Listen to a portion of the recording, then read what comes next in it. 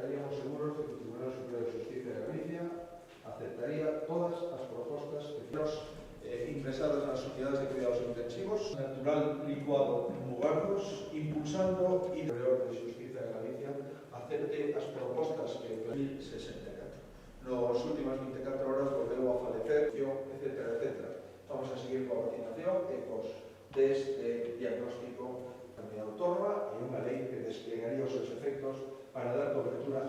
Solicitou a suspensión inmediata. Tendemos a desenvolver de acordo con as súas competencias constitucionais e estatais. En segundo lugar, coñecemos as liñas maestras do Pacto de Estado que propoñemos polos concellos que conforman a comarca de Ferrol-Terra. É un documento que sitúa en 8 eixos de actuación encamiñados a resolver os graves problemas demográficos, económicos, laborais e sociais que está sufrindo esta comarca xa, lamentablemente, dende fai moitos anos, agravada por unha serie de decisións que conlevan o desmantelamento das industrias que, de momento, posuía a comarca de Ferrol-Terra.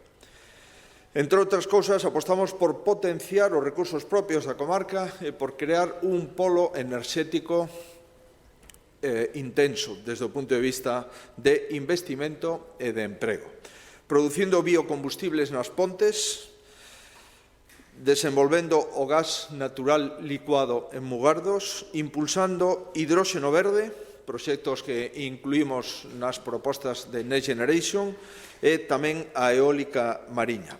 Aprobamos a Estrategia Galega de Enfermedades Raras. Son enfermedades que ten pouca xente, pero hai 7.000 enfermedades raras que afectan entre un 5 e un 7% da población en base ao territorio e que, no caso de Galicia, aínda que o censo non está finalmente concretado, estaremos ao redor dunhas 200.000 persoas. Vamos a facer por primeira vez unha abordaxe específica pola alta complexidade destas patoloxías e vamos a concentrar os casos para establecer un circuito entre a atención primaria e especializada para diagnosticar e tratar este tipo de enfermedades que pode ser unha cada 10.000 personas e que son enfermedades francamente complexas, con medicamentos orfos, é dicir, con medicamentos moi caros, medicamentos que, como afectan moi pocas persoas, o seu prezo pode superar os 300.000 euros por paciente ano.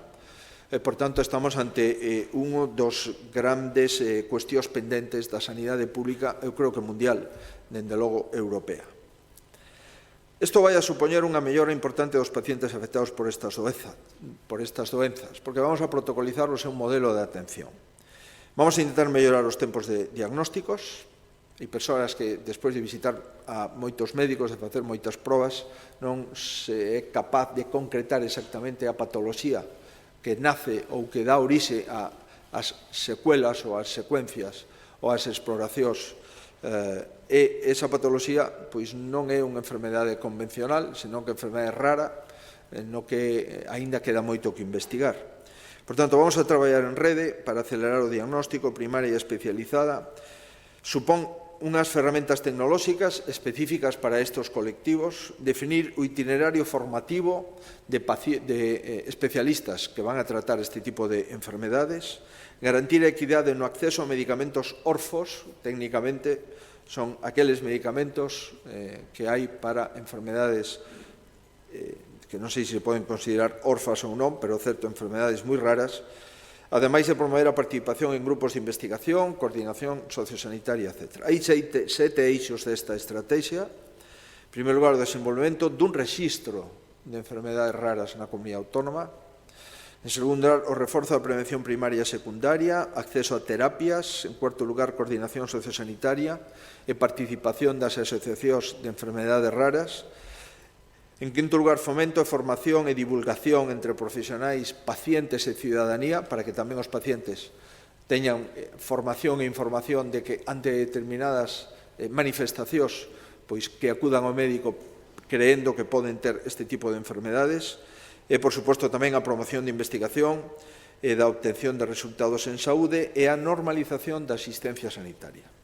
Que quere dicir normalización da asistencia sanitaria? Pois crear unha Comisión Galega de Enfermedades Raras Primeiro, un rexistro de todos os pacientes que están pendientes de diagnóstico ou que están con diagnóstico impreciso, intentar concretalo. Posteriormente, esta Comisión Galega de Enfermidades Raras, pois é a que, en base a ese rexistro, vai establecer estrategias.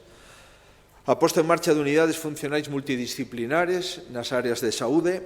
Moitas veces unha enfermedade rara é tributaria de diversos especialistas.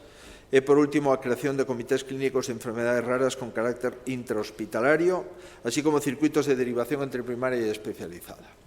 O anteproyecto de Lei de Calidade Alimentaria de Galicia.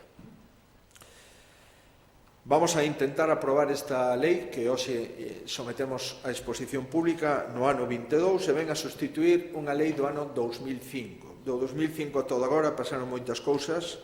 Hai que dar resposta aos cambios experimentados na produción, na comercialización, nas novas tecnoloxías, na nova normativa española e europea, tamén, por suposto, a mellorar o control dos alimentos destinados aos consumidores. O obxectivo é manter un elevado estándar de calidade na produción agroalimentaria galega, loitar contra as prácticas desleais, revisar o catálogo de infraccións e do procedimento sancionador, impulsar a calidade diferenciada, regular as denominacións de orixen protexida, as indicacións xeográficas protexidas, o selo de artesanía de Galicia, insertar dentro do Pacto Verde Europeo e os Obxectivos de Desenvolvemento Sostible a nova lei, profesionalizar o funcionamento dos consellos reguladores e tamén tomar nota sobre as entidades privadas de certificación alimentaria. Terán que estar rexistradas, terán que ter unha declaración responsable e, por tanto, vamos a regular toda a calidade alimentaria de Galicia.